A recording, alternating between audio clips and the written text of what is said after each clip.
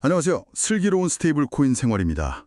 지난 시간에 저희가 일본과 SBI가 그리고 있는 굉장히 큰 그림, 그 거대한 퍼즐에 대해 한번 맞춰봤는데요.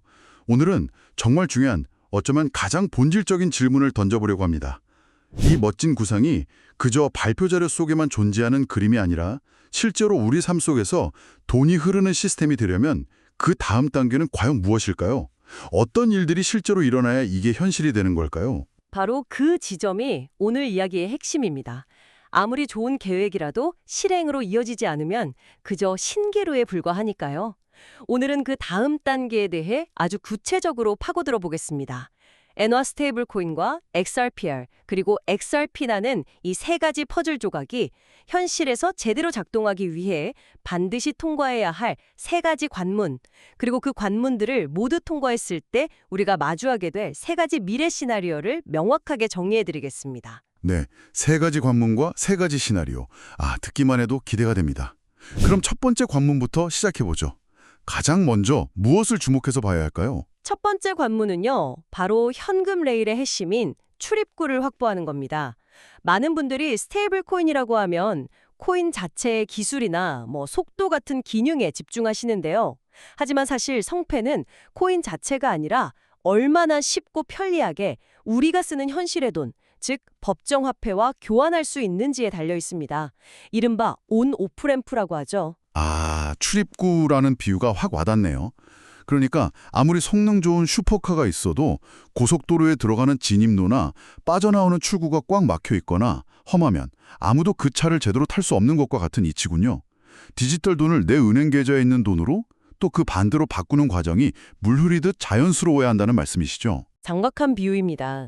바로 그 지점 때문에 이 엔화 스테이블 코인이 단순한 투자 자산을 넘어서 진정한 결제 인프라로 자리 잡으려면 반드시 통과해야 할 세부 체크 포인트가 있습니다.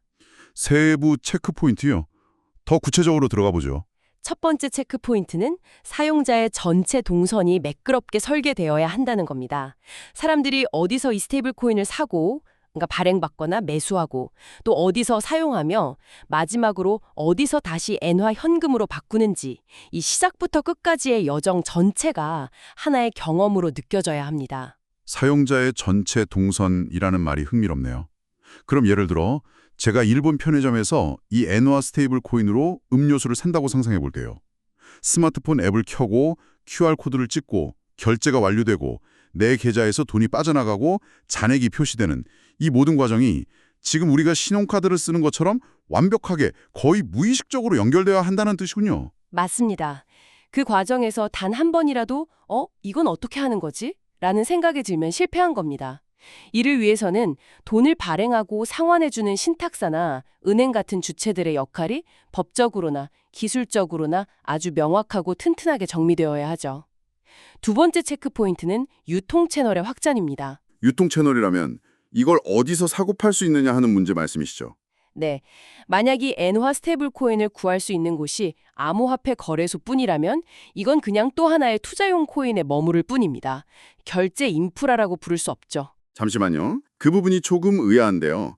어차피 투자에 관심 있는 사람들은 거래소에서 다 알아서 사고 팔 텐데 왜 굳이 우리가 일상에서 쓰는 결제 앱 같은 곳까지 확장되어야만 이게 성공이라고 할 수 있는 건가요? 투자 자산으로만 남아있어도 가치는 충분히 오를 수 있는 것 아닌가요? 아주 좋은 질문입니다. 그게 바로 투기적 자산과 인프라 자산의 근본적인 차이점입니다. 비트코인처럼 그 자체로 가치를 저정하는 자산은 거래소에만 있어도 충분합니다. 하지만 스테이블 코인의 목표는 결제와 정산이거든요. 즉 사용되어야만 가치가 있죠. 우리가 카카오페이나 네이버페이를 암호화폐 거래소에 들어가서 충전하지 않잖아요. 내 은행 계좌와 바로 연결되어 있죠. 그런 수준의 접근성이 확보되어야만 비로소 사용이 일어나고 진정한 인프라로 거듭날 수 있는 겁니다. 기업 간 거래 정산 시스템에 도입되는 건 더 말할 것도 없고요. 목표 자체가 다르다는 거군요. 보유가 목표인 자산과 사용이 목표인 자산은 존재해야 하는 공간 자체가 다르다. 네, 이해가 됩니다. 그럼 마지막 체크 포인트는 뭔가요? 마지막 세 번째 체크 포인트는 기관 투자자들을 위한 인프라입니다. 거액의 자금을 움직이는 기관들은 개인 투자자들과는 비교도 안 될 정도로 안전을 중요하게 생각합니다.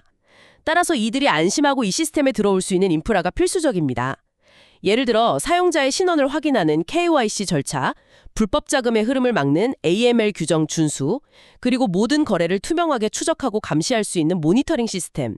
이런 것들을 갖춘 계정 구조가 마련되어야 합니다. 그렇군요. 결국 개인들이 쓰는 결제 앱으로 확정해서 대중성을 확보하고 동시에 큰 손 들인 기관 투자자들까지 들어올 수 있는 안전성과 신뢰성을 증명해야 진짜 메인스트림 금융 인프라가 된다. 이런 그림이네요. 완벽한 정리입니다.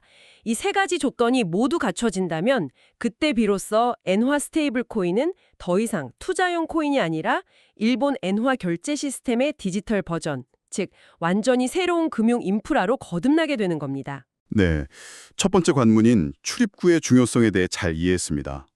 그런데 출입구가 아무리 튼튼하고 화려하게 만들어졌다고 해도 그 문을 통과해서 들어간 돈이 달려야 할 도로 자체가 비포장 도로라면 기관들이 불안해서 들어오지 못하겠네요. 이게 바로 XRPL이라는 블록체인 네트워크 자체의 신뢰도 문제와 직결되는 것 같은데요.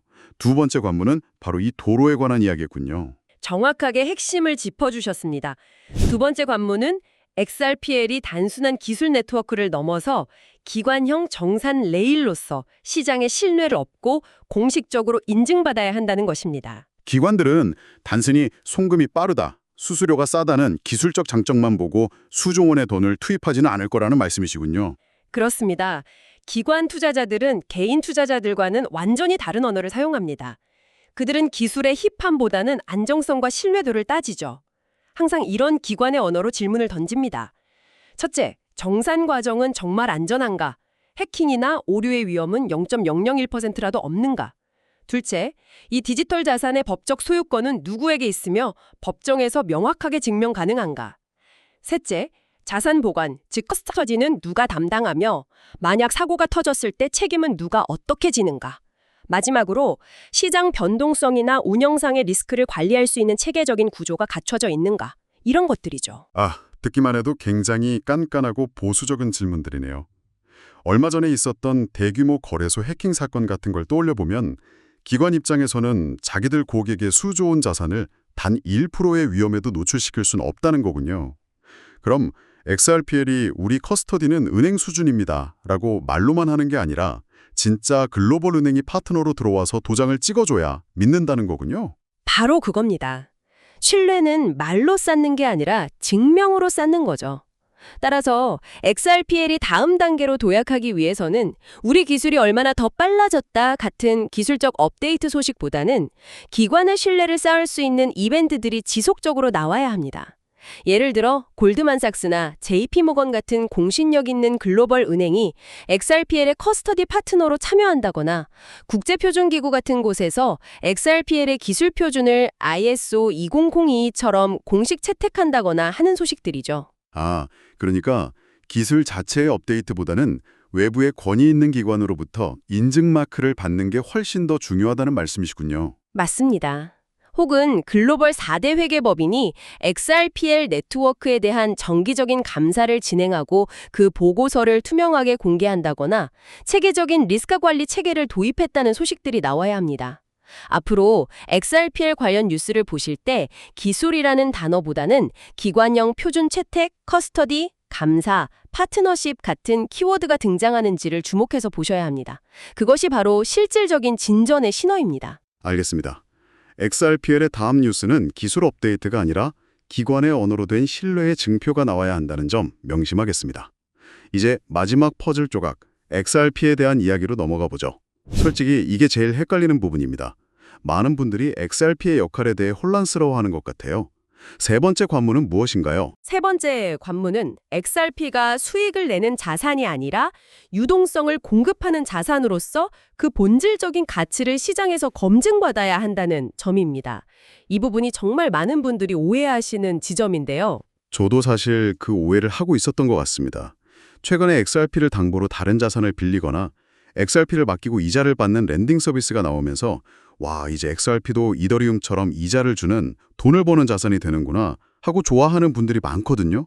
그런데 이게 성급한 결론일 수 있다니 좀 충격적인데요. 물론 그런 서비스가 나오는 건 XRP 생태계에 아주 좋은 신호입니다. 하지만 그것이 XRP의 본질은 아니라는 점을 구분하는 것이 매우 중요합니다.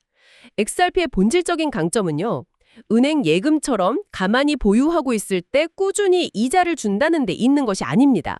그럼 본질이 뭔가요? 그보다는 국경 간 결제나 기업 간 정산이 이루어지는 바로 그 순간에 막대한 규모의 유동성을 마찰 없이 그리고 세상에서 가장 빠르게 공급하는 데 있습니다. 서로 다른 두 통화, 예를 들어 달러와 엔화를 교환할 때 중간에서 다리 역할을 해주는 브릿지 통화로서의 기능이죠. 비유를 들자면 XRP는 은행 금고에 넣어두고 이자를 받는 금괴가 아닙니다. 오히려 국제무역선이 항구에 정박했을 때 화물을 내리고 싣는 바로 그 몇 시간 동안만 빌려 쓰는 거대한 크레인에 가깝습니다. 크레인이요? 오, 흥미로운 비유네요. 네, 그 크레인은 평소에 가만히 서 있다고 돈을 벌지는 않지만 수천억 원짜리 화물을 옮겨야 하는 바로 그 결정적인 순간에는 대체 불가능한 가치를 만들어내죠. XRP의 가치는 바로 그 순간의 효율성에서 나옵니다. 그 비유는 이해가 갑니다만 투자자 입장에서는 좀 헷갈릴 수 있겠어요. 크레인이 놀고 있을 때도 임대 수익을 내주면 더 좋은 거 아닌가요? 왜 굳이 그 본질적인 역할과 랜딩 서비스를 구분해서 봐야 하는 거죠? 그냥 둘 다 XRP의 좋은 신호로 받아들이면 안 되는 건가요? 물론 둘 다 좋은 신호입니다. 다만 중요도의 차이가 있습니다. 랜딩 같은 상품은 XRP 생태계에 매우 중요한 수요 확장 장치입니다. XRP를 보유하려는 사람을 늘리고 시장에 거래될 수 있는 유동성의 총량을 쌓고 다양한 금융상품에서 XRP를 활용해보는 경험을 널리 퍼뜨리는 역할을 하죠. 생태계를 단단하게 만드는 일종의 체력 단련이자 기초 훈련인 셈입니다.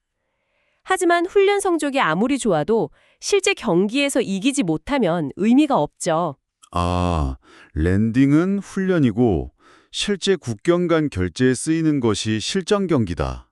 이제 명확해지네요. 그렇습니다. 따라서 우리는 앞으로 두 가지 축을 함께 관찰해야 합니다. 하나는 개인 투자자들의 대상으로 한 랜딩 상품이 얼마나 다양해지고 시장 규모가 커지는지, 이게 리테일 확장이라는 훈련 성과고요. 그리고 다른 하나는 이와 동시에 기관들의 실제 결제나 정산 과정에서 XRP의 브릿지 유동성이 사용되는 구체적인 사례가 나오는지, 이게 바로 기관 확장이라는 실전 성과입니다.